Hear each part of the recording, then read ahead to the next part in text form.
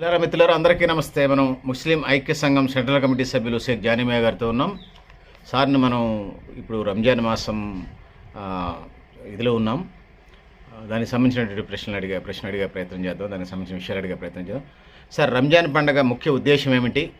దాని విశిష్టత, ప్రాధాన్యత, దానికి సంబంధించిన వివరాలు కూలంకషంగా వివరించండి.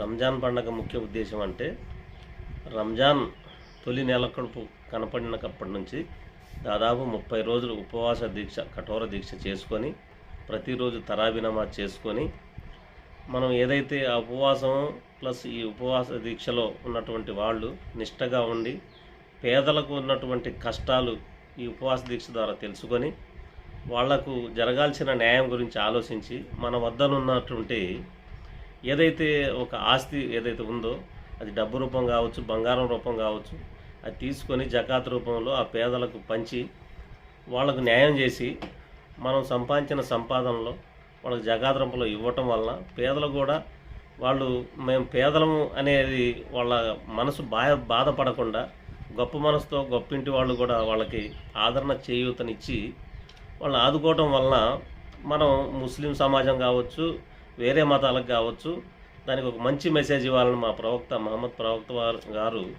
ఖురాన్లో ఉన్నటువంటి సందేశాన్ని మా అందరికీ తెలియపరిచి ఈ విధంగా మనం జీవించాలి, మానవాళికి ఈ విధంగా మనం నేర్పించాలి, అప్పుడు మన సమాజం బాగుంటుందని మా అల్లా చెప్పిన దాన్ని వాళ్ళు ఆచరణ రూపంలో చూపించారు. అదే మేము చూపిస్తూ ఉన్నాం.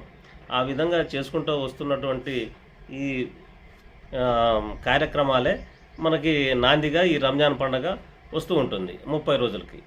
అయితే ఈ రంజాన్ పండుగ సందర్భంగా పేదలు ఎవరైతే ఉన్నారో వాళ్ళకి కట్టుబట్టలు కావచ్చు, ఆ రోజు కావాల్సిన ఆహార పదార్థాలు కావచ్చు, అవన్నీ ఈ పేదలకి అందించడం కోసం మాత్రమే ఈ గొప్పింటి వాళ్ళు ఈ సహాయాలు చేస్తూ ఉంటారు అన్నమాట.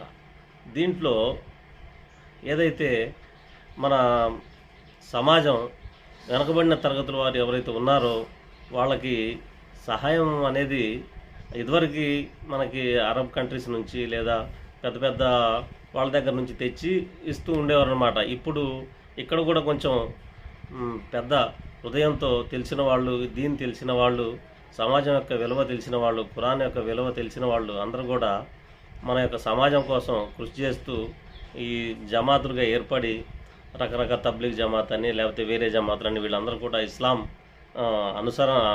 ఆచరణ ఆచరిస్తూ ఈ విధంగా చేసుకుంటూ మా పేదలకి మంచిగా సహాయం చేసుకుంటూ భారతదేశంలో ఉన్నటువంటి అన్ని మతాలకు ఒక ఆదర్శంగా మా ముస్లిం సమాజం అనేది పనిచేస్తుంది.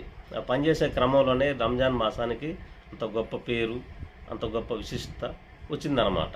అయితే ఈ రంజాన్ పండగ రోజు మా ముస్లిం సోదరులు ఈ 30 రోజులు ఉపవాస దీక్ష ప్లస్ తరాబీ నమాజులు ప్లస్ ఖురాన్ పఠనం మొత్తం అయిపోయిన తర్వాత ఆ రంజాన్ పండగ రోజు అందరూ ఒక చోట కలిసిమెలిసి గ్రామంలో ఉన్న వాళ్ళు కావచ్చు, పట్టణంలో ఉన్నటువంటి వాళ్ళు కావచ్చు, పొద్దున్నే ఫజర్ నమాజ్ చేసుకొని తర్వాత ప్రత్యేక ప్రార్థనగా రంజాన్ పండగ రోజు రంజాన్ ఈదుల్ ఫితర్ అని ప్రత్యేక ప్రార్థనలు చేస్తారు.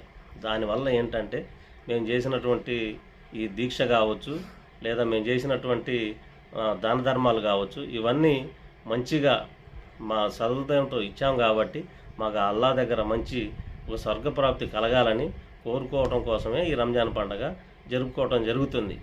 ఇది అందరూ తెలిసిన వాళ్ళు దాదాపుగా చాలా ఇదితో భక్తి శ్రద్ధలతో చేస్తుంటారన్నమాట. తెలియనటువంటి వాళ్ళు కూడా తెలియపరచుకుంటూ ఆ విధంగా రంజాన్ మాసం యొక్క విశిష్టత జరుగుతూ ఉంటుంది. ఇది దాని యొక్క ముఖ్య ఉద్దేశం.